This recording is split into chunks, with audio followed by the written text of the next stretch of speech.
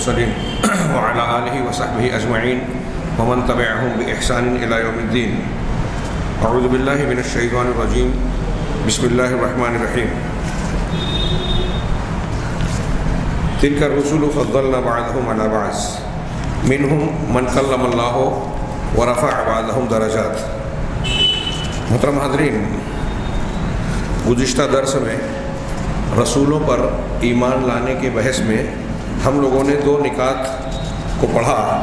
پہلا کہ رسولوں پر ایمان لانے کی کیفیت اور طریقہ کیا ہو، دوسرا کہ نبی اور رسول میں کیا فرق ہے، اور اسی فرق کے ذریعے سے یہ بات واضح ہوئی کہ رسول کا درجہ نبی سے اونچا ہے. اگلا درس جو ہے، تیسرا عنوان جو انہوں نے قائم کیا، ذیلی عنوان، وہ ہے تفاضل الرسل. نبی سے اونچا درجہ رسول کا ہے. اب بہت سارے رسول آئے، ان رسولوں میں بھی اللہ تبارک و تعالیٰ نے مختلف درجات متعین فرمائے. ان کے درمیان تفاضل مطلب فضیلت کا، ایک دوسرے پر فضیلت کا ہونا. رسول الگ الگ درجے اور فضیلت پر اللہ کی طرف سے رکھے گئے، جیسا کہ اللہ تبارک و تعالیٰ نے فرمایا تلک الرسل فضلنا بعضهم علی بعض. یہ رسول ہیں جنہیں ہم نے جن میں سے بعض کو بعض پر فضیلت عطا کی. منہم من کلم اللہ. اللہ نے مختلف رسولوں کو الگ الگ درجات دیے. اب اس میں سے ایک دو ایسے کا تذکرہ کر رہا ہے جن کو کچھ خصوصیات سے نوازا. تو پہلی ایک خصوصیت کا ذکر کہ ان میں سے منہم من کلم اللہ، ان میں سے کچھ ایسے ہیں جن سے اللہ نے کلام کیا. اللہ تبارک و تعالیٰ نے بات کر کے ان کو ایک اعلیٰ ترین شرف سے نوازا. یعنی یہ شرف جس نبی کو، اس آیت سے پتہ چل رہا ہے کہ کسی نبی کو دیا گیا، جناب موسیٰ علیہ السلام، اور اسراء اور معراج کے درمیان جناب محمد رسول اللہ صلی اللہ علیہ وسلم کو شرف حاصل ہے تمام رسولوں میں، کلام الہی کا. یہ شرف تمام رسولوں کو نہیں ملا. تو اس کا تذکرہ کر کے گویا اللہ نے بتایا کہ ان میں سے کچھ کو کلام کے شرف سے نوازا، اللہ نے ان سے بات کی. یہ ان کی دوسروں کے مقابلے میں بڑی فضیلت کا گویا نشان ہے. ورفع بعضهم درجات، اور بعض کو مختلف درجات کے ذریعے سے اللہ نے بلند کیا. الگ الگ رسولوں کو الگ الگ درجات سے نوازا. آگے انہوں نے کہا کہ اب ان رسولوں میں جو الگ الگ درجات کے ہیں، سب سے زیادہ فضیلت والے رسول، تمام رسولوں میں سب سے زیادہ افضل رسول اولو العزم من الرسول ہے. یعنی وہ رسول جن کو اولو العزم کہا گیا، ہمت والا، عزم والا، یعنی ان کا درجہ عزم و ہمت میں زیادہ اونچا ہے. بعض اہل علم نے جو آگے رسولوں کی جو فضیلت یا درجات کو بتایا، تو اس میں ایک پہلو یہ بیان کیا کہ جس رسول کو توحید کے تقاضوں، دعوت و تبلیغ کا کام کرنے اور شریعت پر عمل کرنے کا جتنا موقع ملا، اس کا درجہ اتنا زیادہ اونچا ہوا. جس نے توحید کے اور اللہ کے نازل کیے ہوئے پیغام کے مطابق زیادہ عمل کرنے کا موقع ملا، اس کا درجہ زیادہ اونچا ہوتا گیا. تو اب ان میں سے جو 5 اولو العزم رسول کہلاتے ہیں، کئی اقوال ہیں، ان میں سے یہ مشہور قول ہے اور دلیل کے اعتبار سے اس میں مضبوطی بھی ہے کہ وہ 5 ہیں. ایک نوح علیہ السلام، حضرت ابراہیم، حضرت موسیٰ، حضرت عیسیٰ، محمد علیہ السلام. یہ 5 رسول اولو العزم رسول کہلاتے ہیں. ان 5 رسولوں کا ایک ساتھ تذکرہ قرآن میں 2 جگہ ہے. پہلا سورہ احزاب کی آیت ہے وَإِذْ أَخَذْنَا مِنَ النَّبِيِّينَ مِيثَاقَهُمْ، اور جب ہم نے نبیوں سے ان کا عہد و پیمان لیا. وَمِنْكَ، تمام نبیوں کا عمومی ذکر کیا. اب اس کے بعد کچھ خاص انبیاء کا ذکر کیا. اس میں سب سے پہلے جناب محمد رسول اللہ صلی اللہ علیہ وسلم کا تذکرہ کیا. وَمِنْكَ، آپ سے لیا. وَمِن نُوحٍ، اور نوح علیہ السلام سے. وَإِبْرَاهِيمَ وَمُوسَى وَعِيسَى ابْنِ مریم، اور ابراہیم، موسیٰ اور عیسیٰ ابن مریم سے.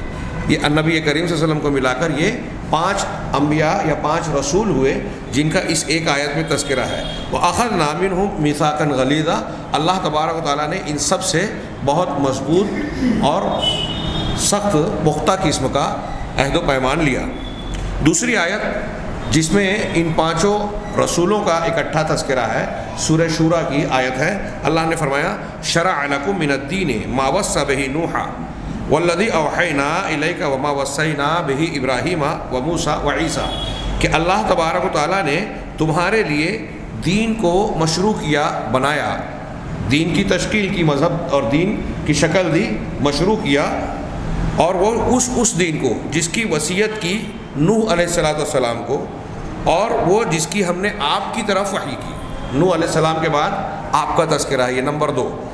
ابراہیم وما وصینا بہ ابراہیم، اور جس کی وصیت ہم نے کی، اس دین کی احکامات کی جس دین کی وصیت ہم نے کی ابراہیم کو، موسیٰ کو، عیسیٰ اور عیسیٰ کو۔ یہ گویا نوح علیہ السلام، جناب محمد رسول اللہ، اور یہ 5 رسولوں کا تذکرہ اس آیت میں کیا گیا۔ انہوں نے کہا کہ ان تمام رسولوں میں یہ 5 رسول اولو العزم رسول کہلاتے ہیں، ان کا درجہ اونچا ہے۔ اور ان 5 رسولوں میں زیادہ فضیلت خلیلین کی ہے۔ 2 خلیل، خلیلان یا خلیلین کہتے ہیں، 2 خلیل یعنی اللہ تبارک و تعالیٰ نے جن کو اپنی خلت سے نوازا، اپنا خلیل بنایا۔ ایک تو قرآن مجید میں موجود ہے وَاتَّخَذَ اللَّهُ إِبْرَاهِيمَ خَلِيلًا، اللہ نے ابراہیم کو خلیل بنایا۔ اور بخاری مسلم وغیرہ کی حدیث میں ہے ان اللہ اتخذنی خلیلا کما اتخذ ابراہیم خلیلا، اللہ کے نبی صلی اللہ علیہ وسلم نے فرمایا کہ اللہ نے مجھے بھی ویسے ہی خلیل بنایا جیسے ابراہیم علیہ السلام کو اپنا خلیل بنایا۔ خلیل کا معنی ایسا دوست جو انتہائی خالص ہو اور اس کی دوستی میں اس کی محبت میں کوئی مزاحمت اور ٹکراؤ نہ ہوتا، اس سے ایسی محبت ہو کہ ویسی محبت کسی اور سے نہ ہو، اگر اس کی محبت کے بیچ میں کسی اور کی محبت آ گئی تو وہ ٹکراؤ نہ ہو، مزاحمت نہ ہو، بلکہ وہ شکست کھا جائے۔ حضرت ابراہیم علیہ السلام اور جناب محمد رسول اللہ صلی اللہ علیہ وسلم خلیل تھے، ان کی ایسی محبت تھی اللہ سے کہ اس محبت کے بیچ میں انہوں نے کوئی محبت نہیں آنے دی۔ اللہ نے کہا حضرت ابراہیم کو اپنی بیوی اور بچے کو بے آب و گیاہ وادی میں جہاں آج مکہ اور کعبہ ہے وہاں چھوڑائے۔ بیوی بچے کی محبت اللہ کی محبت کے آڑے نہیں آئی کہ اللہ کا حکم ماننے سے رک جائے۔ اللہ تعالیٰ نے حکم دیا کہ اپنے بیٹے کی گردن پر چھری چلا دو، ذبح کر دو۔ حضرت ابراہیم علیہ السلام ہم اور آپ جانتے ہیں یہ کر گزرے، مطلب بیٹا بڑھاپے کی اولاد اس کی گردن پر بھی چھری پھیر دی، کس لیے کہ اللہ کا حکم ہے۔ تو یہ گویا اللہ تبارک و تعالیٰ نے جب ان کو خلت سے نوازا تو یہ بتایا کہ دیکھیے بیٹے کی محبت بھی ان کا امتحان بھی ہوا اور نمونہ بھی پیش کیا کہ بیٹے کی محبت بھی آڑے نہیں آئی۔ نبی کریم صلی اللہ علیہ وسلم بھی خلیل تھے۔ آپ نے ارشاد فرمایا، بخاری مسلم کی حدیث ہے کہ لو کنت متخذا من اہل الارض خلیلا لاتخذت ابا بکر خلیلا، اگر میں اہل ارض میں سے یعنی دنیا والوں میں سے کسی کو اپنا خلیل بناتا، کسی کو اگر اپنا خلیل خالص دوست بناتا تو اہل ارض میں ابو بکر کو خلیل بناتا۔ ولیکن صاحبکم خلیل الرحمن، لیکن تمہارا یہ ساتھی رحمان کا خلیل ہے، تو چونکہ میں رحمان کا خلیل ہوں اس لیے ابو بکر صدیق کو بھی خلیل نہیں بنایا۔ یہاں ایک بات اور بھی پتہ چلی کہ ایک ہوتا ہے حبیب، محبوب، جس سے محبت کی جائے، اور ایک ہے خلیل۔ اس حدیث سے آیت سے پتہ چلا کہ خلت کا درجہ محبت کے درجے سے اونچا ہے۔ جو خلیل بنایا جائے وہ محبوب یا حبیب سے اونچے درجے کا ہے۔ کیوں؟ اس لیے کہ نبی کریم صلی اللہ علیہ وسلم سے ایک شخص نے پوچھا کہ آپ کے نزدیک سب سے زیادہ پسندیدہ لوگوں میں کون ہے، محبوب کون ہے؟ تو آپ نے کہا عائشہ رضی اللہ عنہا۔ تو آپ نے کہا تو پوچھا گیا کہ وہ تو بیوی ہیں، مردوں میں؟ تو کہا ان کے والد عائشہ صدیقہ رضی اللہ تعالیٰ عنہ کے والد ابو بکر صدیق۔ پھر اس کے بعد آپ سے الگ الگ موقعوں پہ الگ الگ سوالات اور بیانات میں ظاہر ہے کہ آپ بہت سارے تمام صحابہ کرام سے محبت کرتے تھے، تو بیوی آپ کی حضرت عائشہ سب سے زیادہ محبوب اور ان کے والد مردوں میں سب سے زیادہ محبوب۔ تو آپ یہ کہہ رہے ہیں کہ ابوبکر صدیق میرے محبوب ہیں، لیکن آپ ہی یہ کہہ رہے ہیں کہ میرے خلیل نہیں ہیں۔ مطلب محبت کا درجہ انہیں حاصل ہے، خلت کا درجہ حاصل نہیں ہے۔ اس سے پتہ چلا خلت کا درجہ محبت کے درجے سے اونچا ہے۔ تو تمام رسولوں میں اولو العزم رسول سب سے افضل، اور اولو العزم رسولوں میں خلیلین سب سے افضل۔ اب ان 2 خلیل میں تیسرے درجے پر حضرت موسیٰ کا درجہ اہل علم نے بیان کیا۔ ان 2 خلیلوں میں زیادہ فضیلت والا کون ہے؟ ظاہر سی بات ہے، یہ واضح دلیلیں موجود ہیں کہ جناب محمد رسول اللہ صلی اللہ علیہ وسلم، تو آپ کو یہ کلیم اللہ تھے، یہ خلیل اللہ تھے، اور اللہ کے نبی صلی اللہ علیہ وسلم کی جو خصوصیت ہے وہ آپ خاتم النبیین ہیں، تمام نبیوں کے خاتم، مہر اور ختم کر دینے والے، آپ کے بعد کوئی نبی۔ تو آپ کا خاتم النبیین ہونے کی حیثیت سے سب سے اونچا درجہ ہے، آپ کو سید المرسلین بنایا گیا۔ نبی کریم صلی اللہ علیہ وسلم نے واضح طور سے فرمایا انا سید ولد آدم ولا فخر، میں تمام انسانوں کا سردار ہوں. یوم القیامہ بھی ہے ترمذی کی روایت، قیامت کے دن سب کا سردار رہوں گا اور کوئی فخر نہیں کرتا. اس کی اور بھی دلیلیں ہیں، جیسے معراج کی شب جب آپ پہلے بیت المقدس لے جائے گئے تو وہاں مسجد اقصیٰ میں اللہ کے نبی صلی اللہ علیہ وسلم نے تمام انبیاء کی امامت فرمائی.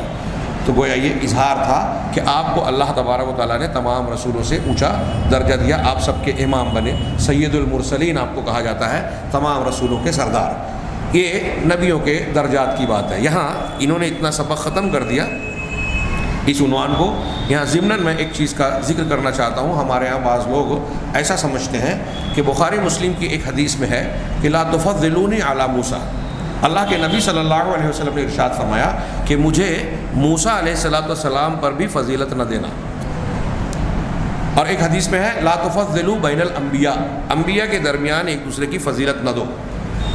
ایک حدیث میں ہے کہ لا ينبغي لأحد ان يقول، اور بعض روایتوں میں کہ اللہ تعالیٰ کہتا ہے لا عبدی لعبد لی، لا ينبغي لعبدی، دونوں الفاظ ہیں حدیث میں. لا ينبغي لعبدی ان يقول انا خیر من یونس بن متہ، کسی بندے کے لیے یہ کہنا جائز نہیں ہے، مناسب نہیں ہے کہ وہ یہ کہے، کوئی انسان یہ کہے کہ میں یونس ابن متہ سے زیادہ بہتر ہوں، حضرت یونس علیہ السلام. اور ایک روایت میں ہے کہ جو شخص یہ کہے کہ میں یونس ابن متہ سے بہتر ہوں وہ جھوٹ بولتا ہے. یہ الگ الگ حدیث کے الفاظ ہیں. ہمارے یہاں کچھ لوگوں نے یہ مشہور کر رکھا ہے اور عربی میں بھی مشہور کر رکھا ہے کہ اللہ کے رسول صلی اللہ علیہ وسلم کہتے ہیں کہ میں یونس ابن متہ پر بھی مجھے فضیلت نہ دو یا میں ان سے فضیلت والا نہیں ہوں. یہ روایت علامہ ابن ابی العز حنفی شرح طحاویہ میں کہتے ہیں، اور علامہ ناصر الدین البانی نے شرح میں اس پر تخریج کرتے ہوئے کہا کہ اس لفظ سے حدیث میں نہیں جانتا، اس کی کوئی اصل مجھے نہیں معلوم یا کوئی اصل نہیں ہے. تو یہ الفاظ نہیں ہیں، لیکن الفاظ یہ ہے کہ مجھے موسیٰ پر فضیلت نہ دو.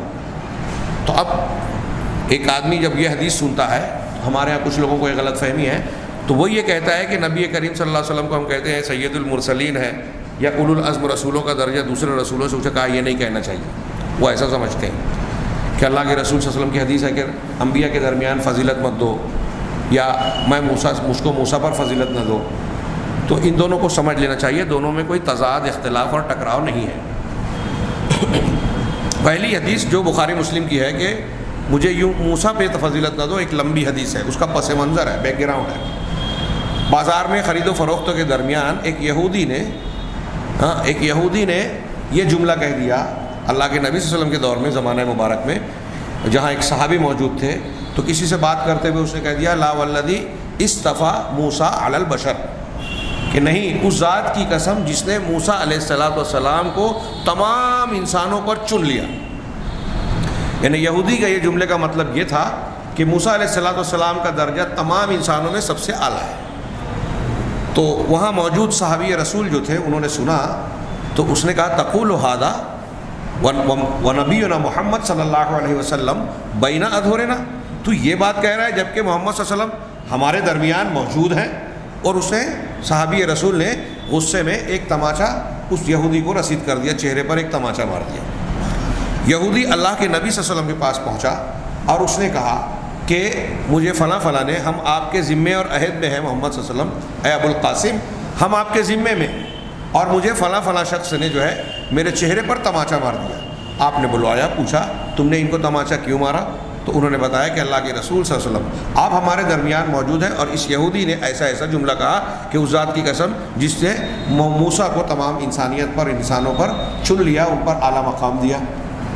یہ سننے کے بعد جناب محمد رسول اللہ صلی اللہ علیہ وسلم غصہ ہو گئے، اتنا غصہ ہوئے کہ غصے کے اثرات آپ کے چہرے پر نمایاں ہونے لگے. یہ بخاری مسلم کی حدیث کے الفاظ کا میں ترجمہ کر رہا ہوں. چہرے پر نمایاں ہو گئے، اور پھر آپ نے لوگوں سے کہا کہ لا تفضلونی علی موسیٰ، تم موسیٰ پر مجھے فضیلت نہ دو. فالناس یصعقون یوم القیامہ، کیونکہ ایسا ہونے والا ہے کہ قیامت کے دن دنیا کے سارے انسان بے ہوش ہو جائیں گے. وَأَنَا أَوَّلُ مَن يُفِيقُ، سب سے پہلا انسان جو ہوگا یا من یبعث، جسے بے ہوشی سے اٹھایا جائے گا یا جو ہوش میں آئے گا وہ میں رہوں گا. بعض روایتوں میں ہے کہ سب سے پہلے ہوش میں آنے والوں میں میں رہوں گا. تو میں جب ہوش میں آؤں گا تو میں دیکھوں گا کہ موسیٰ علیہ السلام فَأَرَى موسیٰ آخذا بعرش الرحمن او کما قال، کہ میں دیکھوں کہ موسیٰ علیہ الصلوۃ والسلام اللہ کے رحمان کے عرش کا پایا پکڑ کے کھڑے ہیں، عرش کو پکڑ کے کھڑے ہیں، اس کا پایا پکڑ کے کھڑے ہیں، بقائمۃ من قوائم العرش کے لفظ ہے۔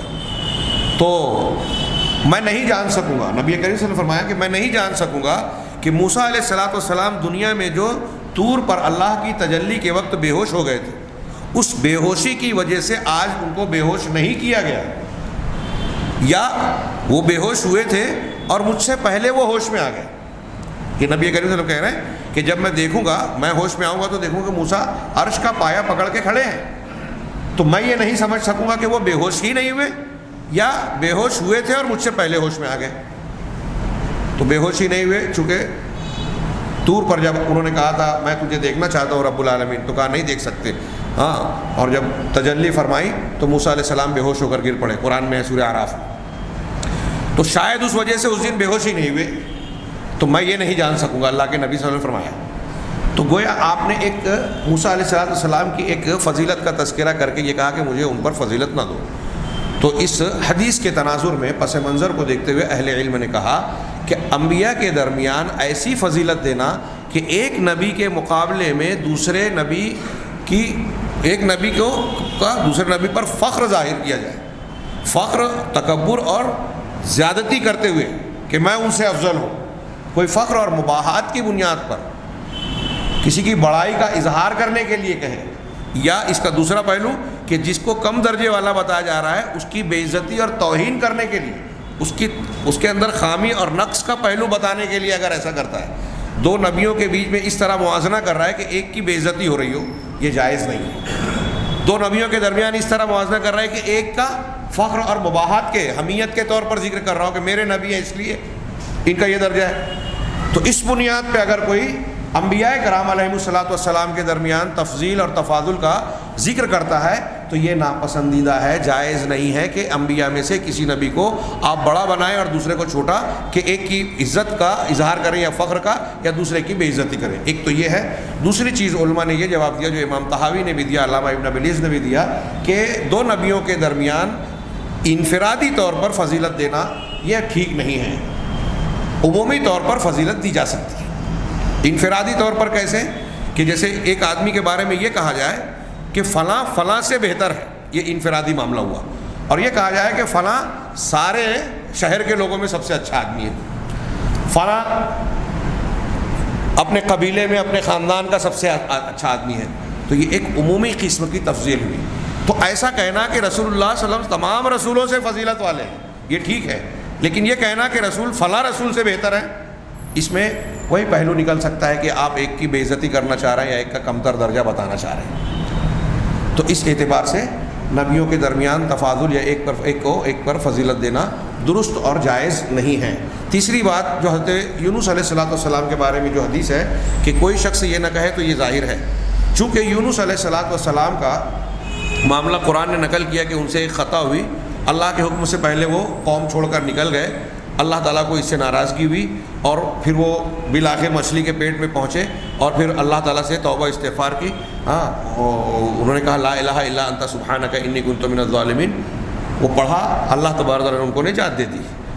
تو اب چونکہ قرآن نے ان کو کہا ہے وہو ملیم، کہ حضرت موسیٰ علیہ السلام مچھلی کے پیٹ میں گئے اس حالت میں کہ وہ قابل ملامت تھے، اللہ تعالیٰ کے یہاں ان کی ملامت ہوئی، تو اب کوئی یہ سمجھے کہ حضرت یونس علیہ السلام کو تو ملامت کی گئی، انہوں نے اللہ کی نافرمانی کر لی تھی، ارتکاب ہو گیا تھا، میں اتنا فضیلت والا، اتنا نیک متقی پرہیزگار ہوں کہ میں قابل ملامت نہیں ہوں۔ کوئی پیر صاحب، کوئی شیخ، کوئی بزرگ اپنے بارے میں ایسا تصور کر لے کوئی انسان کہ میں بہت متقی پرہیزگار ہوں، حضرت یونس علیہ السلام سے جو خطا غلطی ہوئی اور ان پر جو ملامت کا معاملہ ہوا وہ میرے اندر نہیں ہے، اس لیے میں یونس سے بہتر ہوں۔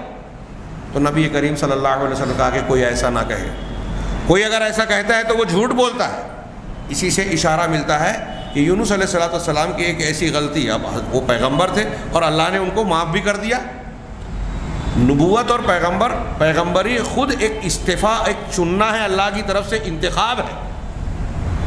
نبوت سے سرفراز کیا جانا ان کو دوسرے انسانوں کے مقابلے میں اعلیٰ درجے والا بنا دیتا ہے، اس لیے یہاں ایک اشارہ یہ بھی کر دوں کہ اگر وہ آگے شاید انہوں نے ذکر کیا ہے کسی درس میں یہاں اختصار کے ساتھ کہ اگر کوئی کسی غیر نبی کے بارے میں یہ عقیدہ رکھتا ہے، یہ جملہ بڑی غور سے سنیے، ہو سکتا ہے آپ کو نہ معلوم ہو، میں نے اس سے پہلے بھی کہا ہے، لیکن اہل تصوف صوفیہ جو تصوف آج ہمارے یہاں بہت عام ہے اور لوگ اندھا دھند آنکھ بند کر کے اس کو اختیار کر جاتے ہیں، قرآن حدیث پڑھتے نہیں ہیں. اور صوفیوں کے یہاں اگر آپ کسی پیر صاحب کے سلسلے سے وابستہ ہوں، بیعت کریں، تو وہ یہ کہتے ہیں کہ ہمارے یہاں قال ہے حال ہے، قال نہیں ہے، قال چھوڑ کے آؤ، قال اللہ قال رسول ہم کو مت سنانا کہ اللہ نے یہ کہا رسول، پیر صاحب جو کہہ رہے ہیں بس وہ مان لو. یہ انتہائی بنیادی طور سے گمراہی کا راستہ کھولنا ہے. تو ان کے یہاں اہل تصوف کے یہاں یہ عقیدہ اور قول موجود ہے کہ وہ اپنے مشائخ کو، صوفیہ کے مشائخ کو اور سلسلے کے جو پیر اور بڑے لوگ ہیں ان لوگوں کو یہ مانتے ہیں کہ ان کا درجہ انبیاء سے اونچا ہے. کتابوں میں لکھا ہوا ہے، کوئی میں گڑھ کے یا جھوٹا نسبت کر کے یہ بات نہیں نقل کر رہا ہوں. وہ یہ کہتے ہیں کہ انبیاء کا درجہ ان کے پیروں کا، مشائخ کا اور سلسلے کے بزرگوں کا درجہ انبیاء سے اونچا ہے، نعوذ باللہ. اور انبیاء کی شان میں گستاخی کے بہت سے اقوال ان کے یہاں پائے جاتے ہیں کہ ہمارے پاس، ان کے پاس چھلکا ہے، ہمارے پاس گدا ہے.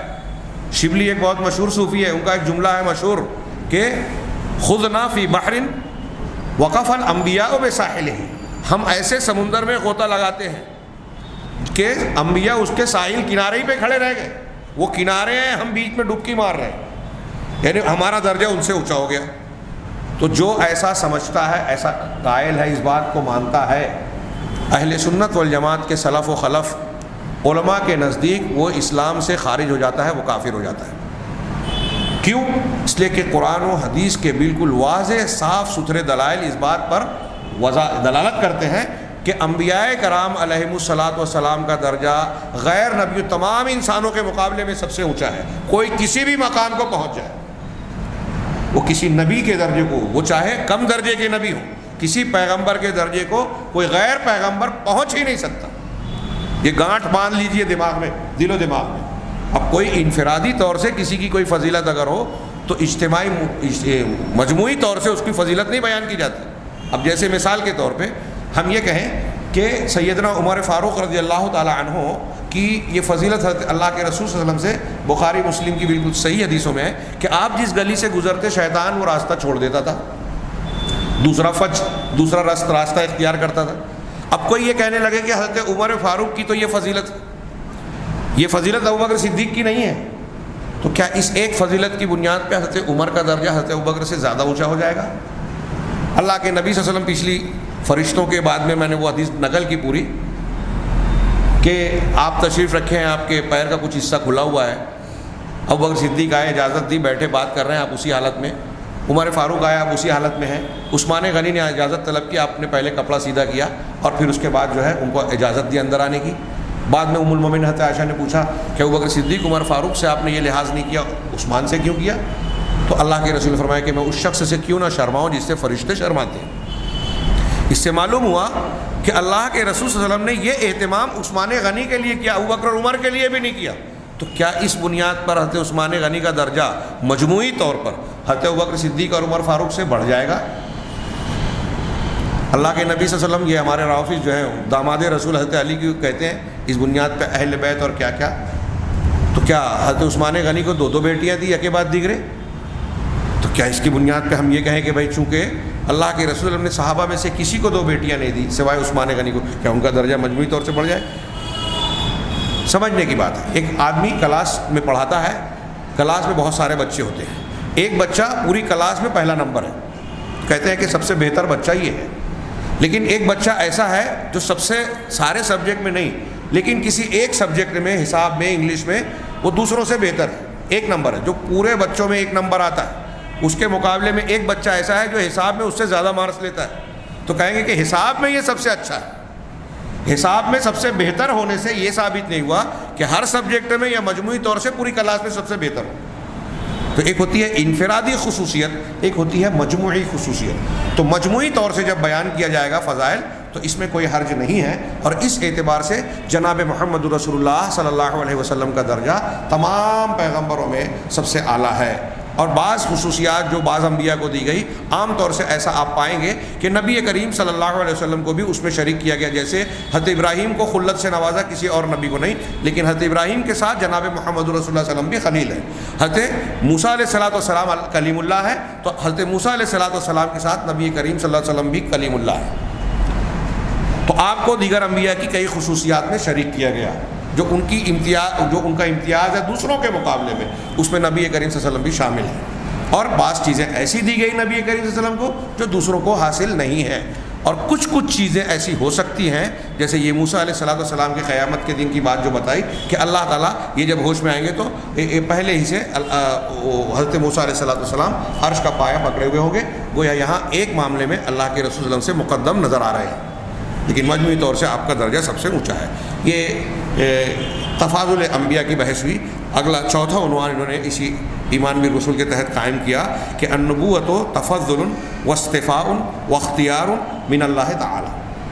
اللہ کہہ رہے کہ نبوت جو ہے یہ اللہ تعالیٰ کی جانب سے تفضل ہے، فضیلت بخشنا، مہربانی کرنا، استفاء چننا، مصطفیٰ مانے چنا ہوا، تو انتخاب ہے، اللہ کا انتخاب ہے، واختیار اور اللہ کا اختیار اور پسند کرنا ہے، منتخب کرنا ہے۔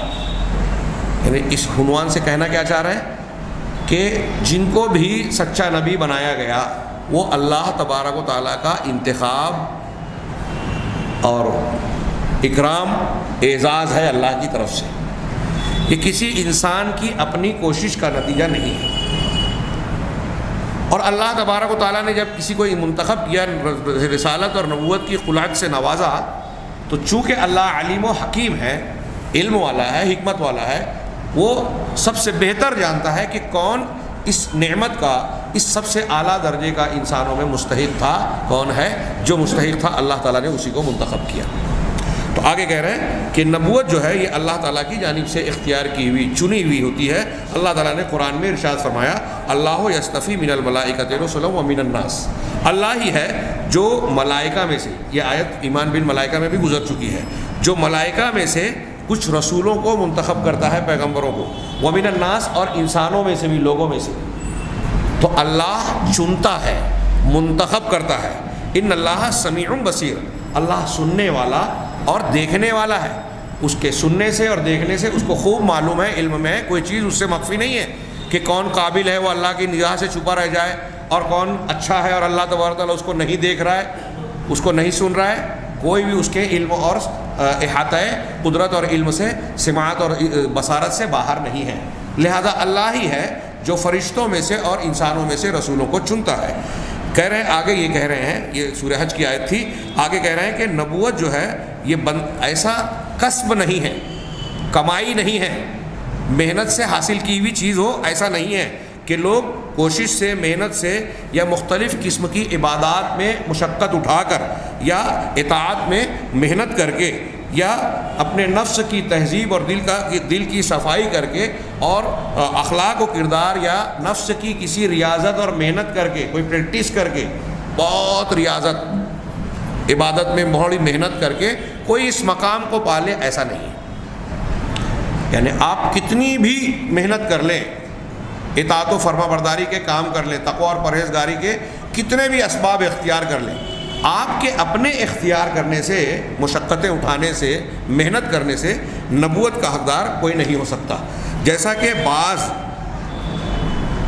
لوگوں کا یہ خیال ہے، گمان ہے، کما یقول من یزعم، وہ شخص کہتا ہے جو یہ گمان رکھتا ہے کہ جو شخص اپنے ظاہر و باطن کے کمال کا مشاہدہ کرے، یعنی لازمی طور سے اپنے ظاہر اور باطن کے کمال پر نگرانی کرے، ہاں، اور اس کو مسلسل نگرانی کر کے، پابندی کر کے اپنے ظاہر اور باطن کی تہذیب اور صفائی کرتا رہے، ہاں، تو ایسا کرنے والا انسان جو یہ کہتا ہے، ایسا کرنے والا، اس کا جو باطن ہے، اس کا باطن کا آئینہ بالکل صاف، شفاف اور سیکل ہو جاتا ہے، پالش کر کے جو صاف کر دیا جائے ایسا ہو جاتا ہے، کچھ لوگ کہتے ہیں، اور اس کے دماغ کی بصیرت جو ہے وہ بالکل واضح اور کھل جاتی ہے، اور اس کے لیے کچھ ایسے حالات ہموار ہو جاتے ہیں جو کسی اور کے لیے ہموار نہیں ہوتے۔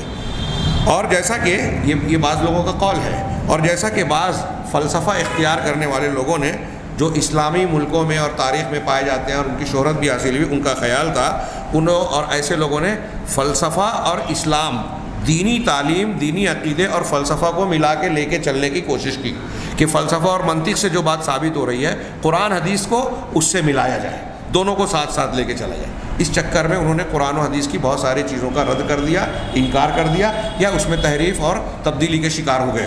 تو کہا کہ جو لوگ فلسفہ اور دین کو ملا کر چلنے کے دعوے دار تھے، جیسے فارابی اور ابن سینا اور ان کے علاوہ کئی لوگ، فارابی اور یہ لوگ جو ہے علم طب میں، سائنٹسٹ میں، ایجادات میں بڑے مشہور لوگ ہیں، ان کے کارنامے ہیں۔ ابن سینا نے اپنے دور میں کتاب العین لکھی، بہت بڑے طبیب بھی تھے۔ کتاب العین آنکھ والی، آنکھ کے متعلق جتنی بیماریاں آج کے جدید ترین اور مہذب ترین دور میں، ترقی یافتہ دور میں آنکھ کے آپریشن کے لیے جو آلات استعمال ہوتے ہیں، ان میں سے آج بھی بہت سارے آلات ایسا بتایا جاتا ہے کہ ان کی ڈیزائن وہی ہے جو اس زمانے میں ابن سینا نے بنائی تھی۔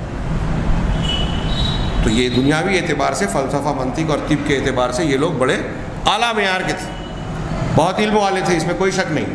لیکن دین کا علم ان کے یہاں ایسا تھا کہ یہ فلسفہ میں پڑھ کر اس میں گمراہی کا شکار ہو گئے، اور ایسا اکثر ہو جاتا ہے کہ کبھی کبھی بڑے قابل لوگ گمراہی کا شکار ہو جاتے ہیں۔ اس لیے اللہ کے رسول نے دعا سکھائی کہ آپ ہم دعا کرتے رہے، یا مقلب القلوب ثبت قلبی علی دین، اے دلوں کو پھیرنے والے میرے دل کو اپنے دین پر جما دے، اہدنا الصراط المستقیم ہر نماز میں سکھائی۔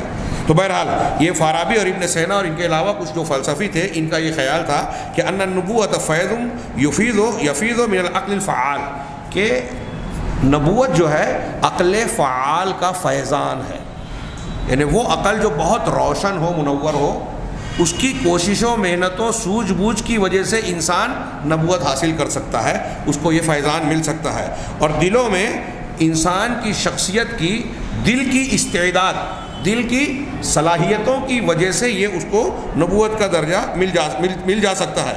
فَأَيُّ عَبْدٍ كَانَ اسْتِعْدَادُهُ أَتَمَّ، تو جو بھی بندہ ایسا ہو کہ اس کی استعداد یعنی صلاحیت، اس کی صلاحیت جتنی زیادہ کامل ہوگی، مکمل ہوگی، تو اس کا فیضان، عقل کا اور دل کا یہ فیضان بھی اتنا زیادہ کامل ہوگا، بغیر اس کے کہ ملائے اعلیٰ سے، اللہ کی طرف سے اور فرشتوں کی طرف سے جو اللہ تعالیٰ بھیج کر فیضان نازل کرتا ہے، اس کے حاصل کیے بغیر محض اپنی دل کی اور دماغ کی صلاحیت کی وجہ سے وہ یہ فیضان حاصل کر سکتا ہے۔ میں نے یہ اپنے الفاظ میں ان کی شخصیت کا وہ کہا، عبارت کا مفہوم بیان کیا۔ تو اللہ اور ملائے اعلیٰ کی طرف سے اس کو کوئی خطاب ملے یا نہ ملے، وحی ملے نہ ملے، اس کی اپنی صلاحیت کی وجہ سے وہ درجہ اس کو مل سکتا ہے۔ کہ ابن سینا، فارابی جیسے لوگوں کا خیال تھا، ہاں، اور یہ کہہ رہے ہیں کہ فیض ان کے نزدیک، یہ جو فیضان کہا جا رہا ہے، ان کے نزدیک ایسی چیز ہے جس کو انسان محنت کر کے کما سکتا ہے، جس کے اندر بیان کی ہوئی شرائط پائی جائیں کہ دماغ ایسا ہو، ظاہر باطن پر نظر رکھے، مشاہدہ کرے، ہاں، تو اس کے اندر وہ شروط ہوگی تو وہ کما سکتا ہے، یہ صلاحیت حاصل کر سکتا ہے۔ تو ان لوگوں کے نزدیک نبوت کا جو درجہ ہے، رسالت اور پیغمبری کا درجہ، یہ کسبی ہے، یعنی کمائی جا سکتی ہے، حاصل کی جا سکتی ہے محنت کر کے۔ ان متکلمین جو فلاسفہ متکلمین تھے، ان کی اس اصل میں کچھ بات کے دوسرے لوگوں نے بھی، مسلمان علماء نے بھی جو ہے وہ متاثر ہو کر پیروی کر ڈالی۔ اسی لیے جو ایسے لوگ ہیں، یہ جو پیروی کر ڈالے، اس کی آج کی شکل میں ہمارے زمانے میں اس قسم کی باتیں کرنے والے وہ لوگ ہیں جن کو عرب دنیا آج کل عقلانیین کہتی ہے، اور ہم اپنی زبان میں کہہ لیں عقلیت پسند لوگ، جو ہر چیز کو سائنس اور عقل پہ پرکھنے کی کوشش کرتے ہیں، چاہے کتنی بھی مضبوط قرآن و حدیث کی دلیل ہو، وہ اپنی عقل کے اعتبار سے کہتے ہیں ہماری سمجھ میں نہیں آئے تو نہیں مانتے، تو کچھ نہ کچھ قرآن و حدیث کی تعویل کرتے ہیں، اور ایسے لوگ ہمارے ارد گرد میں بھی پائے جاتے ہیں۔ ہمارے ہاں مولانا ابو الاعلیٰ مودودی کی جو فکر ہے، جماعت اسلامی والے جس کو مانتے ہیں، میں واضح طور سے کہہ رہا ہوں کیونکہ میں سمجھتا ہوں کہ اشارہ کرنے میں بہت سارے لوگ سمجھ نہیں پاتے، اور مقصود ان کی شخصیت پر کوئی کیچڑ اچھالنا نہیں، صحیح بات بیان کرنا اور سمجھنا ہے۔ اللہ تعالیٰ ان سے اور جس سے بھی مسلمانوں سے خطا ہوئے معاف کرے، ہم سمجھنے سمجھانے کے لیے ذکر کرتے ہیں۔ تو مولانا ابو الاعلیٰ مودودی صاحب نے جو فکر و خیال قرآن و حدیث میں جس طرح کی بحثیں کی ہیں، بعض جگہ انہوں نے منکرین حدیث کو جواب دینے کی کوشش کی، لیکن خود اپنی ذہنی صلاحیت اور عقلی بنیادوں پر، ذوقی بنیادوں پر ایسے اصول اختیار کر لیے حدیث کے اور قرآن کے بارے میں کہ اس نے گمراہی کا دروازہ کھول دیا، انکار حدیث کی راہ ہموار کی۔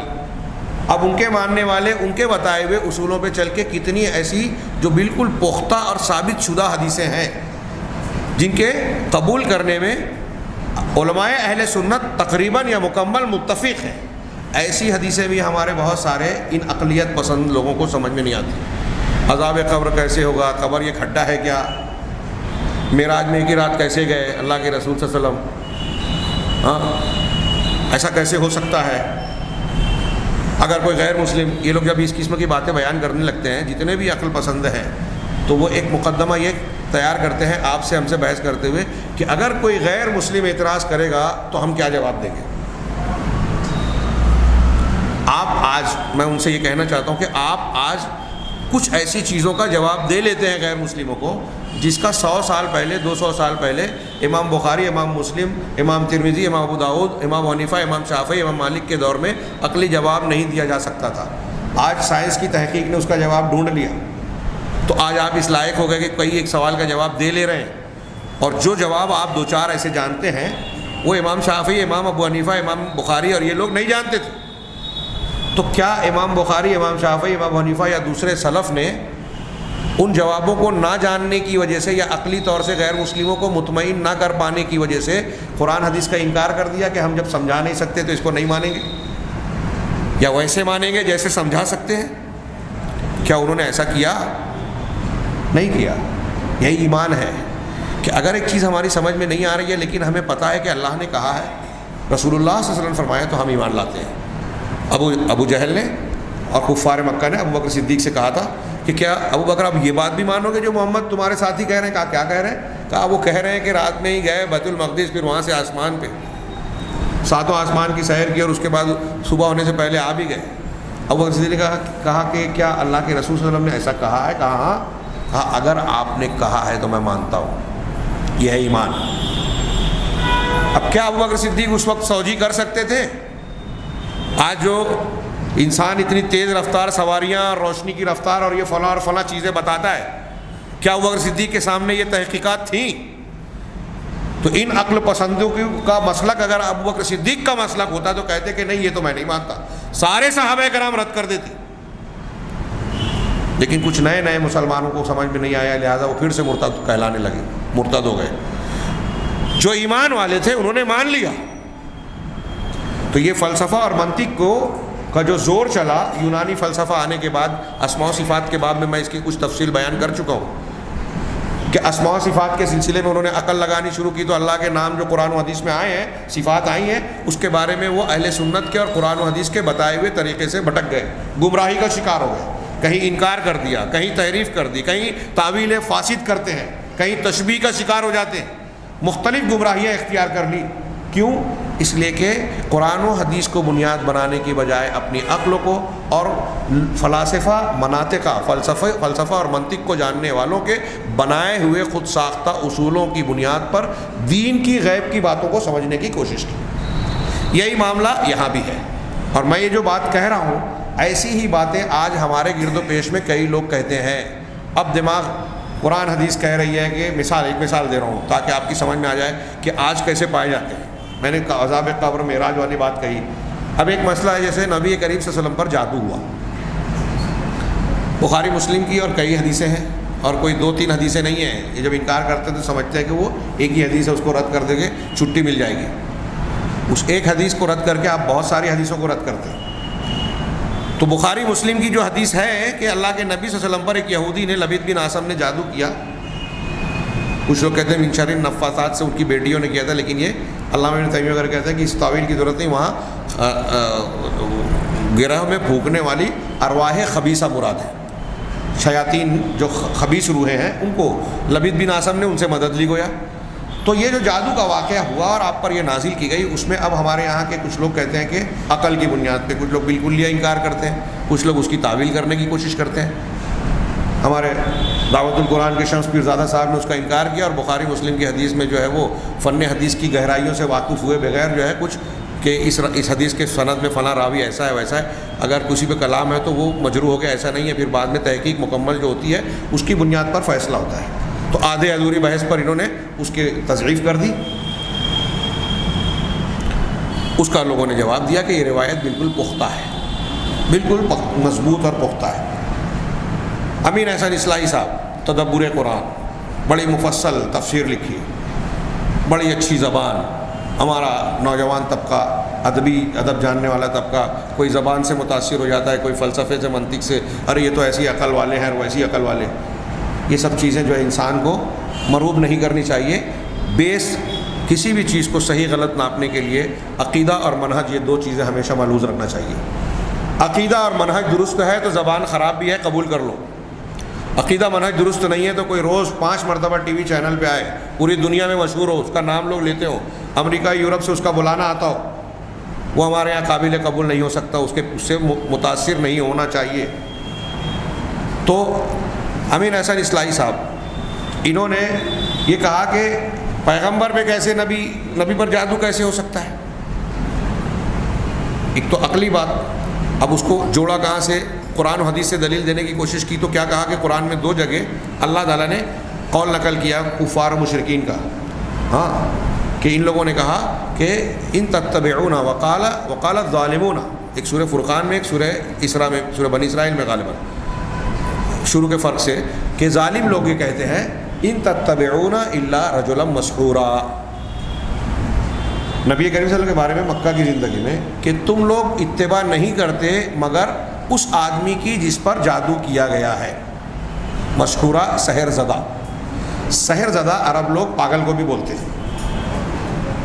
میں ایک یہاں بتا دوں، معتزلی ایک بہت بڑا عالم گزرا زمخشری، اس کی کتاب تفسیر کا کشاف، اس کو مثال میں اہل سنت بھی پڑھتے ہیں، اس لیے کہ اس نے قرآن کی جو عربی کی تعبیرات تفصیلات بیان کی ہے تفسیر میں، عربی کی باریکیاں، زبان کی باریکیاں، وہ بہت شاندار ہے، لیکن وہ تھا معتزلی۔ آج بھی بعض مدرسوں میں پڑھائی جاتی ہے وہ کتاب کشاف للزمخشری۔ زمخشری خالص معتزلی تھا اور عقل پسند تھا، وہ ایسی آیتوں کی اپنے مذہب اور مسلک کے مطابق، معتزلہ کے یہاں عقل نقل سے مقدم ہے، یعنی وہ عقل کو قرآن و حدیث سے آگے مانتے ہیں کہ عقل میں جو بات آنا چاہیے، اور قرآن و حدیث کو عقل کی بنیاد پہ سمجھا جائے گا، جو سمجھ میں نہیں آ رہا ہے اس کی تعویل کی جائے گی، یہ اس کا اصول اور وہ معتزلہ کا اصول تھا۔ اس معتزلی نے بھی اس آیت میں مسحورہ کا معنی مجنونہ کیا ہے، یعنی اس کو بھی یہ معنی غلط نہیں لگا، یعنی کفار یہ کہہ رہے تھے لوگوں سے کہ تم جس رسول کی اتباع کر رہے ہو یہ رجل مسحور یعنی پاگل آدمی ہے، اللہ کے نبی صلی اللہ علیہ وسلم کو پاگل کہنا چاہا۔ اب امین احسن اصلاحی صاحب کہہ رہے ہیں کہ کفار مکہ کہہ رہے تھے کہ آپ پر جادو کیا گیا ہے۔ اب ہم جادو کا جو واقعہ بیان کر رہے ہیں، یہ آیت تو مکہ کی ہے نا، دونوں آیتیں مکہ کی ہیں، اور یہ اعتراض کفار مکہ کا، اور اللہ کے رسول اللہ پر جو جادو ہوا وہ مدینہ میں ہوا، تو جو واقعہ مدینہ میں ہوا اس کو رد کرنے کے لیے مکہ کی آیت کو نقل کر رہے ہیں، نمبر 1۔ اور یہاں مسحور سے مراد سحر زدہ نہیں ہے، اور یہاں یہ بھی کہہ رہے ہیں امین احسن اصلاحی صاحب اور ان کے ہم مشرب کئی علماء یہ لکھتے ہیں، اور ہمارے یہاں کے منکرین حدیث جو اپنے آپ کو قابل سمجھتے ہیں جبکہ ایک دم بالکل بڑے جاہل ہیں، ان سے بڑا جاہل کوئی قرآن و حدیث کا ہے ہی نہیں، وہ یہ کہتے ہیں کہ ارے اللہ کے نبی صلی اللہ علیہ وسلم پر اگر یہ مان لے کہ جادو ہوا تھا تو پھر یہ ہوگا کہ کفار مکہ کا یہ اعتراض صحیح ہو گیا کہ تم تو جادوگروں کی، اور اگر جادو ہوا تھا تو پھر نبوت تو مسئلے میں آ گئی نا، کہ جادو کی حالت میں ہو سکتا ہے آپ کوئی غیر مسلم یہ اعتراض کرے کہ اللہ کے رسول اللہ قرآن کچھ بھول گئے ہوں گے، نہیں بتایا، دین اور شریعت کی کچھ باتیں اللہ تعالیٰ نے کچھ بتائی اور انہوں نے کچھ اور بتا دیا، غلط سلط بتا دیا۔ اگر جادو ہوا تھا تو یہ سب ہو سکتا ہے، یہ اعتراض ہو سکتا ہے، تو ہم کہیں گے کہ جب کوئی غیر مسلم اعتراض کرے گا تو علماء اسلام اس کا جواب دے لیں گے اور دیتے رہے ہیں۔ کوئی ایک اعتراض بھی قرآن و حدیث پر، رسول پر ایسا آج تک نہیں آیا جس کا جواب اہل علم نے، دنیا علم نے نہ دیا ہو، اور منہ توڑ دندان شکن چپ کرنے والا جواب نہ دیا ہو، یہ اچھی طرح جان لیجیے، اور قیامت تک یہ ہوتا رہے گا۔ کوئی بھی اعتراض آ جائے، کچھ لوگ جواب نہ دے سکیں، ایسا ہو سکتا ہے، لیکن سب لوگ نہ دے سکیں ایسا نہیں ہو سکتا، یہ یقینی بات ہے۔ اللہ تعالیٰ نے باطل کو آگے اور پیچھے سے آنے سے محفوظ رکھا ہے قرآن و حدیث کو، قرآن کو۔ تو بہرحال ہم یہ کہنا چاہ رہے ہیں، ان کا جواب میں یہ کہنا چاہ رہا ہوں کہ انہوں نے کہا کہ جادو اگر ہو تو نبوت کو پر اعتراض اٹھے گا تو ان کا ایک جواب تو یہ ہے کہ اللہ کے رسول صلی اللہ علیہ وسلم بھولتے تھے کہ نہیں بھولتے تھے؟ نسیان آپ کو ہوتا تھا کہ نہیں؟ میں آپ لوگوں سے پوچھ رہا ہوں. ہوتا تھا. آپ نے ایک مرتبہ بخاری وغیرہ کے 2 رکعت پہ ظہر میں سلام پھیر دیا, کمرے میں چلے گئے, ایک صحابی نے جا کے بلایا, بولا کہ کیا نماز کم ہو گئی یا آپ بھول گئے؟ اللہ کے رسول نے صحابہ سے آ کے پوچھا کہ کیا یہ خرباق ذوالیدین جو مجھ سے کہہ رہے ہیں صحیح ہے, میں نے 2 ہی پڑھائی ہے؟ کہا ہاں اللہ کے رسول. پھر آپ مصلی پہ کھڑے ہوئے اور پھر دوبارہ 2 رکعت اور پڑھائی اور سجدہ سہو کیا, اور اس کے بعد کہا کہ میں تمہاری طرح انسان ہوں, انسا کما تنسون, میں ویسے ہی بھولتا ہوں جیسے تم بھولتے ہو. اب امین احسان اصلاحی اور یہ جتنے منکرین حدیث ہیں ان سے ہم سوال کریں کہ یہ قرآن سے بھی ثابت ہوتا ہے کہ رسول اللہ صلی اللہ علیہ وسلم بھول سکتے ہیں, نسیان ہو سکتا ہے. اب اگر کوئی غیر مسلم یہ اعتراض کرے آپ سے کہ جب رسول بھول سکتے ہیں تو ہو سکتا ہے قرآن کی کوئی صورت بھول گئے ہوں, لوگوں کو نہ بتائی ہو, یہ اعتراض اگر کرے تو آپ کیا جواب دیں گے؟ ان منکرین حدیث سے ہم پلٹ کے سوال کریں کہ رسول بھول سکتے ہیں, یہ مانتے ہو کہ نہیں مانتے ہو؟ قرآن سے ثابت ہو جائے گا, سنقرئک فلا تنسا, یہ تو وعدہ ہے. لیکن اس آیت کے ضمن میں یہ بھی پتہ چلا کہ اللہ کے رسول یہ کیا ہے, لا تحرک بہ لسانک لتعجل بہ ان علینا جمعہ قرآن فاذا قرأناہ فاتبع قرآن.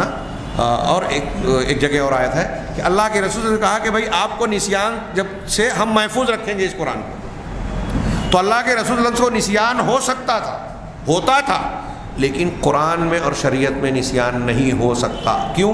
اللہ کا وعدہ ہے سنقرئک فلا تنسا, ہم آپ کو پڑھا دیں گے تو آپ نہیں بھولیں گے. اس کا مطلب دوسری چیزیں اسی سے ثابت ہوتا ہے کہ آپ بھولتے تھے. قرآن پڑھائیں گے تو آپ قرآن نہیں بھولیں گے, اس کا مطلب دوسری چیزیں آپ بھول سکتے ہیں. تو اللہ تبارک و تعالیٰ نے آپ کی ایک بشری کمزوری جو نسیان اور بھولنے کی شکل میں موجود تھی, اس بشری کمزوری سے قرآن کو جب محفوظ کر دیا تو عارضی طور سے جو آپ کے اندر جادو زدہ ہونے کی وجہ سے جو کمزوری آئی اس سے قرآن کی حفاظت نہیں کرے گا. ام المومنین حضرت عائشہ صدیقہ صاف کہتی ہیں کہ اللہ کے رسول صلی اللہ علیہ وسلم پر جادو تو کیا گیا, آپ پر اتنے دنوں تک جادو کا اثر رہا, لیکن اس کا اثر یہ ہوتا تھا کہ دنیاوی امور میں آپ بھول جاتے تھے. کسی بیوی سے ملاقات کرنے گئے لیکن بھول گئے کہ میں نے ملاقات کی یا نہیں کی. کھانا کھا لیا لیکن بھول گئے کہ کھانا کھایا کہ نہیں کھایا. لیکن حضرت عائشہ ام المومنین کہتے ہیں کہ دین کے معاملے میں آپ کوئی چیز نہیں بھولتے تھے, نماز, روزہ, رکعت کی تعداد, قرآن کی آیات, کوئی چیز نہیں بھولتے تھے. اللہ نے اس کی حفاظت کی. تو آپ کو یہ ماننے میں کیا دقت ہے؟ آپ کی عقل میں کیوں یہ باتیں؟ جب نسیان کے بارے میں آتی ہے تو اس کے بارے میں کیا ہے؟ امین احسان اصلاحی صاحب نے اعتراض کیا کہ نبوت کے ساتھ جادو ہونا ذرا سمجھ میں نہیں آتا. تو لوگوں نے اعتراض کیا کہ نبوت, چلو اللہ کے نبی صلی اللہ علیہ وسلم پر آپ اعتراض کر رہے ہو, قرآن میں تو حضرت موسیٰ علیہ السلام کا تذکرہ ہے نا, جب فرعون نے جادوگروں کو بلا کر مقابلہ کروایا اور کہا کہ یہ جو موسیٰ تم دلیلیں پیش کر رہے ہو یہ جادو کی قسم سے ہے, ہم بھی جادوگروں کو بلاتے ہیں, تم کو شکست دے دیں گے, ختم ہو جائے گی بات ہی. یوم الزینہ کو اکٹھا ہوئے, جادوگر سامنے آئے, جادوگروں نے پوچھا ہم ڈالیں یا آپ پیش کریں گے؟ تو کہا تم القوا ما انتم ملقون, جو تم کو پیش کرنا ہے پیش کرو, القا کرو. ہاں, تو انہوں نے اپنی لاٹیاں رسیاں ڈال دی, سینکڑوں ہزاروں کی تعداد میں تھے, تفسیر میں الگ الگ روایتیں. تو اللہ تعالیٰ نے سورہ طٰہٰ میں قرآن میں کہا, قرآن میں اللہ کہہ رہا ہے فَإِذَا حِبَالُهُمْ وَعِصِيُّهُمْ يُخَيَّلُ إِلَيْهِ مِنْ سِحْرِهِمْ أَنَّهَا تَسْعَىٰ. یہ قرآن کی آیت ہے. فَإِذَا حِبَالُهُمْ وَعِصِيُّهُمْ, تو اچانک ان کی رسیاں اور ان کی لاٹھیاں, حبال حبل کی جمع, عصیُّهُمْ عصا کی جمع, ان کی رسیاں اور لاٹھیاں, يُخَيَّلُ إِلَيْهِ, ان کی طرف خیال گزرا. کن کی طرف؟ ایک دم لفظی ترجمہ کر رہا ہوں کہ قرآن سے کیا ثابت ہوتا ہے آپ سمجھ لیں. موسیٰ کو یہ خیال گزرا. کچھ لوگ کہتے ہیں کہ موسیٰ کو خیال گزرا تھا, حقیقت میں ایسا نہیں تھا, اس لیے یہ جادو نہیں ہے. تو ہم یہ ان سے کہیں, علامہ ابن تیمیہ نے کہا کہ یہ ایک چیز ہے, جو چیز ہے آپ اس کے علاوہ مجھے دکھا دیں, چاہے وہ نہ ہو.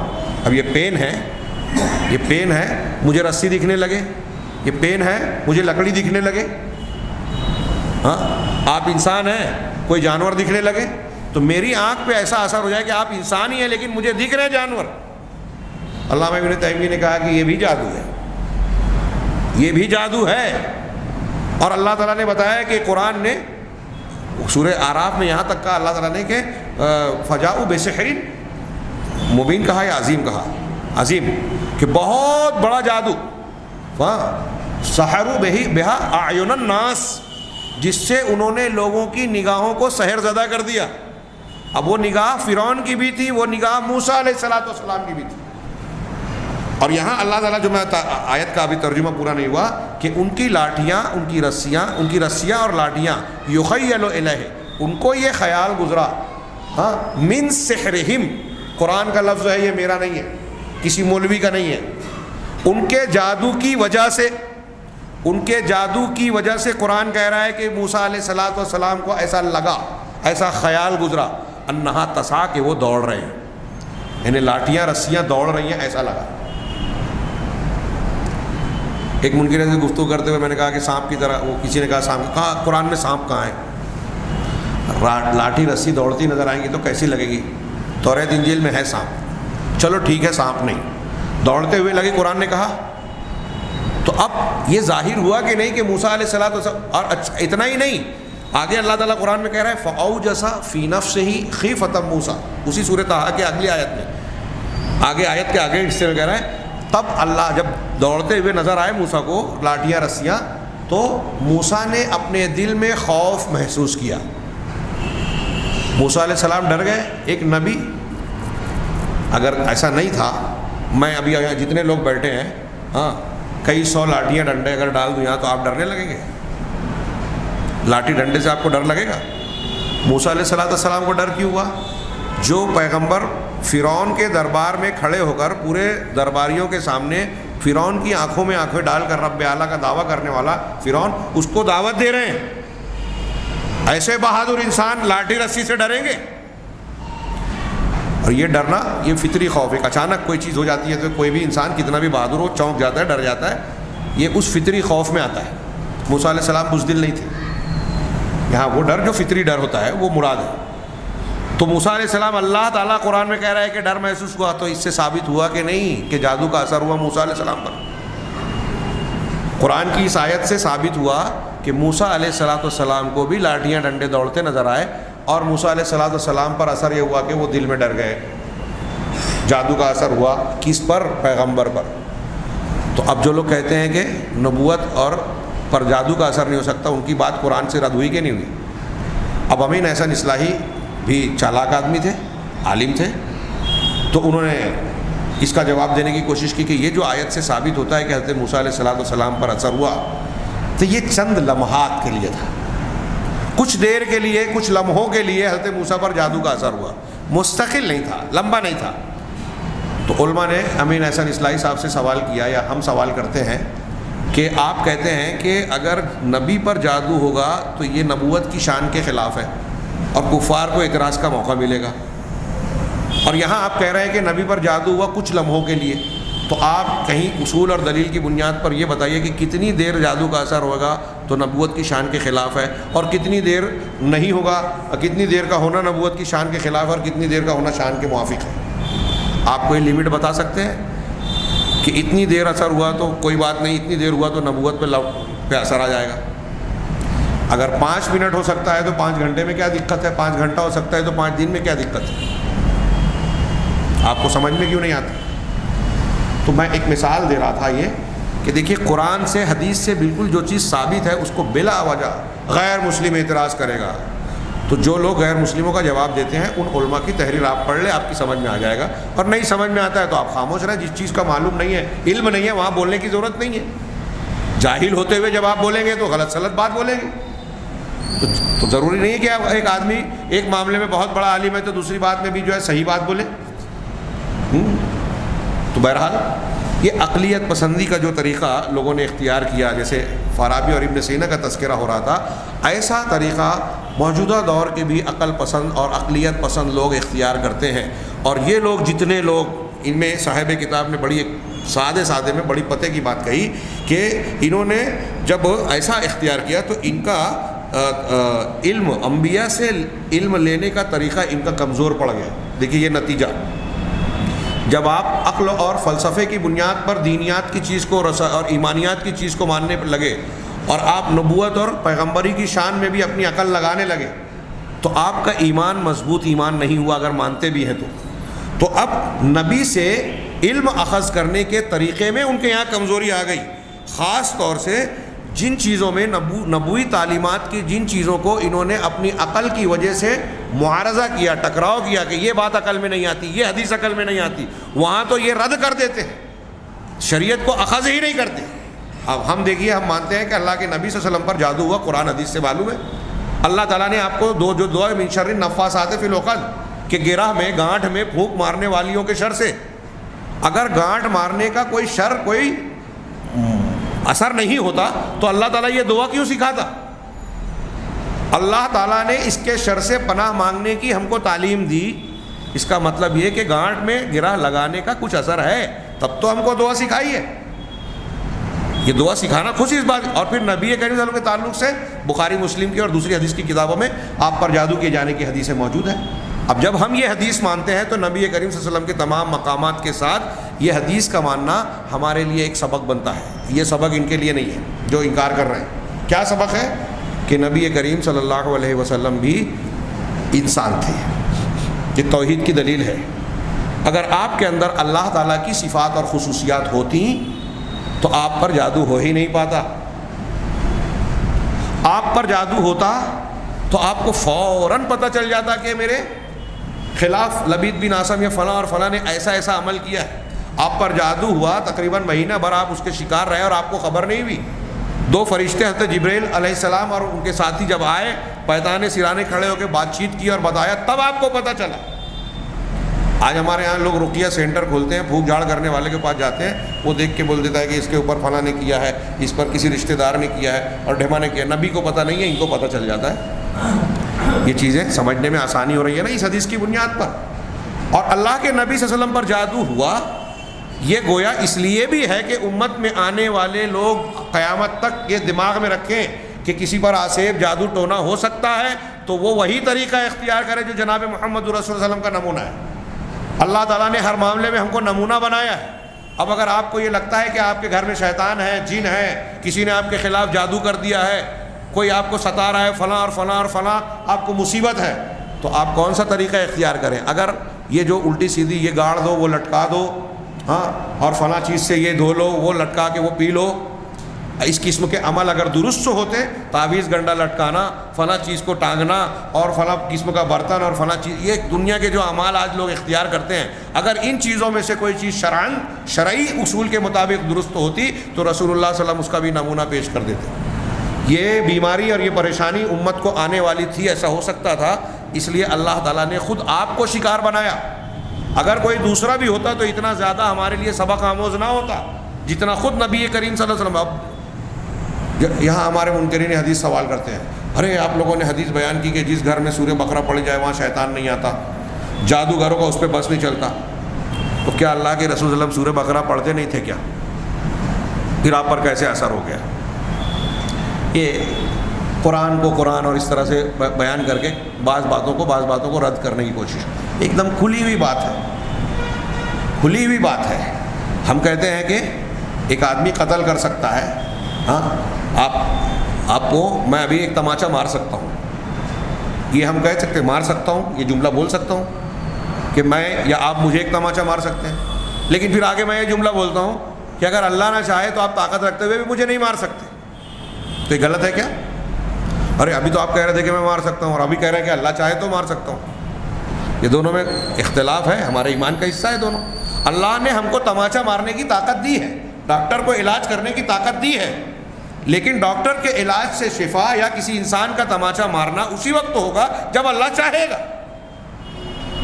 اب اللہ تعالیٰ نے سورہ بقرہ کی یہ فضیلت بتائی، موعظتین کی یہ فضیلت بتائی، فلاں فلاں کا یہ عمل بتایا، قرآن کا کوئی بھی حصہ شفا بتایا، لیکن اگر اللہ کے رسول اللہ پر جادو ہوا، یہ اللہ کی مشیت تھی، اللہ کو نمونہ بنانا تھا۔ اللہ تبارک و تعالیٰ امت کے سامنے کئی چیزیں پیش کرنا چاہتا تھا اور اس کی یہ مشیت بھی، لہٰذا ایسا ہوا۔ اگر ایک آدمی کو کہا گیا کہ فرشتے وہ، جیسے وہ ایک آدمی نے کہا تھا نا، شاہ اسماعیل شہید نے کہا، کچھ لوگ الٹا بھی استدلال کرتے ہیں عقل سے۔ شاہ اسماعیل شہید نے تقریر میں ایک مرتبہ بیان کیا کہ جس گھر میں کتا ہو، گھنٹی ہو، بے نمازی ہو، اس گھر میں فرشتے نہیں آتے۔ تقریر کے بعد ایک صاحب، قابل صاحب نے کہا ان سے کہ اب تو میں گھر میں کتا بھی رکھوں گا، گھنٹی بھی رکھوں گا، روز بجاؤں گا اور نماز بھی نہیں پڑھوں گا۔ کہا کیوں؟ کہا آپ نے کہا کہ فرشتہ نہیں آئے گا، تو کہا پھر کہا جب فرشتہ آئے گا نہیں، میں گھر ہی میں رہوں گا تو میں مروں گا ہی نہیں نا، کیونکہ فرشتہ تو روح نکالنے کے لیے تو فرشتہ ہی آتا ہے نا. تو جب میرے گھر میں گھنٹی، کتا اور یہ چیزیں رہے گی تو وہ آ ہی نہیں پائے گا، میری روح نکال ہی نہیں پائے گا، میں مروں ہی نہیں. تو شاہ اسماعیل نے برجستہ ہنس کے کہا کہ جیسی نیت ویسی برکت، جیسی روح ویسے فرشتے. تو اب کیا اس طرح مان لیں کہ کافروں کو تو بہت سے لوگوں کو مرنا ہی نہیں چاہیے تھا نا ٹائم پہ، کیونکہ ان کے گھروں میں کتے ہوتے ہیں اور کیا کیا ہوتا ہے وہ چیزیں جس سے فرشتے گھر میں نہیں جاتے. تو کچھ استثناء، ایکسیپشن اللہ کی مشیت اور اللہ تبارک و تعالیٰ کے فیصلوں سے جڑی ہوئی چیزیں ہوتی ہیں. ایک عمومی بات ہوتی ہے، ایک خصوصی باتیں ہوتی ہیں، ان میں ٹکراؤ نہیں مانا جاتا. خیر، تو بات تھوڑی سی طویل ہو گئی، لیکن چونکہ یہ اہم تھی اور دماغ میں بٹھانے والی کہ جن لوگوں نے یہ طریقہ اختیار کیا انہوں نے نبوت میں کمزوری اختیار کی. اب آپ ان کو دیکھیں گے کہ وہ علم میں، ہدایت میں، شریعت کو اخذ کرنے میں ان کے یہاں بہت کمزوری پائی جائے گی. وہ سنتوں سے، یہ جو لوگ فلسفہ، منطق اور عقل کی بات کرتے ہیں نا، وہ علم میں، عمل میں آپ کو ہمیشہ پیچھے نظر آئیں گے. ان کے یہاں روحانیت آپ کو نظر نہیں آئے گی، کم دکھے گی دوسروں کے مقابلے میں. بلکہ بعض علماء کہتے ہیں کہ جو فلسفہ اور منطق پڑھانے والے بڑے بڑے علماء جو گزرے ہیں، بڑے بڑے، ان کے مقابلے میں ایک دیہات میں رہنے والا عام مسلمان جو ہے وہ یقین میں، روحانیت میں اس سے بہت اعلیٰ نظر آئے گا. یہ کوئی غلط بات نہیں ہے. کچھ واقعات بیان کرتا میں آگے بڑھ جاتا ہوں، وقت زیادہ ہو گیا ہے، بات کو ختم کروں. تو کہا انہوں نے وہ یہ ایسے راستے پر اور ایسے مسلک میں داخل ہو گئے ایسے لوگ عقلیت کی بنیاد پر جو دین اختیار کرتے ہیں کہ ہدایت اور علم سے بہت دور چلے گئے. ہاں، عقلیات اور ذوقیات کے نام پر ہدایت، علم، روحانیت سے بہت دور چلے گئے، اور جو شخص ان راستوں پر چلا وہ بہت دور کی گمراہی میں چلا گیا. نتیجہ انہوں نے بیان کیا کہ نتیجہ یہ نکلتا ہے کہ یہ کہنا کہ نبوت کسبی چیز ہے، کوئی انسان محنت کر کے، مشقت اٹھا کے نبوت حاصل کر سکتا ہے، یہ باطل قول ہے جسے اللہ تعالیٰ کا یہ قول رد کرتا ہے کہ وَإِذَا جَاءَتْهُمْ آيَةٌ قَالُوا لَن نُؤْمِنَ حَتَّىٰ نُؤْتَىٰ مِثْلَ مَا أُوتِيَ رُسُلُ اللَّهِ. اللہ تعالیٰ نے فرمایا کہ جب ان کے پاس اللہ کی کوئی نشانی آتی ہے، کوئی معجزہ، کوئی دلیل آتی ہے، تو وہ کہتے ہیں کہ ہم ہرگز ایمان نہیں لائیں گے، ہم اس پر ایمان نہیں لائیں گے، مگر اسی وقت ایمان لائیں گے جب ہم کو بھی وہی چیز دی گئی ہے جیسے اللہ کے رسولوں کو دی گئی ہے. تو جو رسول کو معجزہ، نشانی دی گئی ہے، ویسی نشانی، معجزہ ہم کو بھی دیا جائے. اللہ کے رسول پر قرآن نازل ہوا تو ہم پر بھی نازل ہو. ہاں، آپ کو جو دیا گیا وہ ہم کو بھی دیا جائے، تب ہم ایمان لائیں گے. یہ کہتے ہیں ایسا. تو اللہ نے آگے ان کا رد کرتے ہوئے کہا اللہ اعلم حیث یجعل رسالتہ. اللہ خوب جانتا ہے کہ وہ اپنی رسالت کو کس پر کہاں رکھتا ہے، یعنی کس کو رسول بنانا ہے، اپنی رسالت کا ذمہ دار کسے بنانا ہے، کس کو چننا ہے، اللہ خوب جانتا ہے. وہ تم سے مشورہ نہیں کرے گا. تم بتاؤ گے اللہ کو کہ فلاں کو نبی بناؤ، یا تم بولو گے کہ اس کو بنائے تو مجھے بھی بناؤ. تو اللہ خوب جانتا ہے. تو اللہ خوب جانتا ہے، تو جس کو جانتا ہے کہ نبوت کا اہل ہے اسی کو اس نے نبوت سے نوازا. دوسری آیت انہوں نے نقل کی جو میں نے ابھی پہلے پڑھی تھی، اللہ یصطفی من الملائکۃ رسلا ومن الناس. اللہ ملائکہ میں سے کچھ لوگوں کو رسول بناتا ہے اور لوگوں میں سے بھی، انسانوں میں سے بھی. بس نبوت جو ہے اللہ تبارک و تعالیٰ کی جانب سے استفاء ہے، اختیار ہے، چننا ہے، منتخب کرنا ہے. وہ اپنی جو اللہ تعالیٰ اپنی حکمت اور علم کے مطابق کرتا ہے، جو اس کے لائق ہوتا تھا اللہ نے اسی کو نبوت سے نوازا. یہ بندے کی جانب سے کسب اور کمائی نہیں ہوتی. اور اس میں کوئی شک نہیں ہے کہ انبیاء کرام علیہم الصلاۃ والسلام کچھ خصوصیات سے جو ہے خاص ہیں، جو کچھ فضیلتوں کے ساتھ خاص ہیں، جس کو اللہ تبارک و تعالیٰ نے دوسروں کے مقابلے میں کسی نبی کو کوئی خصوصیت عطا فرمائی ہے، لیکن اس طریقے پہ نہیں یہ خصوصیت دی ہے جیسا کہ یہ فلاسفہ اور مناطقہ کہتے ہیں. یہاں یہ درس مکمل ہوا. اگلی فصل انشاءاللہ آئندہ درس میں ہوگی جس کا عنوان دلائل النبوہ ہے، نبوت کے دلائل. یہ بہت ہی دلچسپ، مفید اور اہم اس میں بحثیں، نکات انشاءاللہ آئیں گے. میں چاہوں گا کہ اس کو بھی آپ اسی طرح پابندی سے شریک رہ کے بغور سماعت فرمائیں، اور اللہ تبارک تعالیٰ سے دعا بھی کریں کہ اللہ تبارک تعالیٰ اس کو جاننے سمجھنے میں، ہمارے علم میں برکت عطا فرمائیں، اور اس ایمان کا اثر ہمارے عمل پر ہو، اس کے ذریعے سے دنیا اور آخرت میں ہم کو فائدہ ملے. وآخر دعوانا الحمدللہ رب العالمین.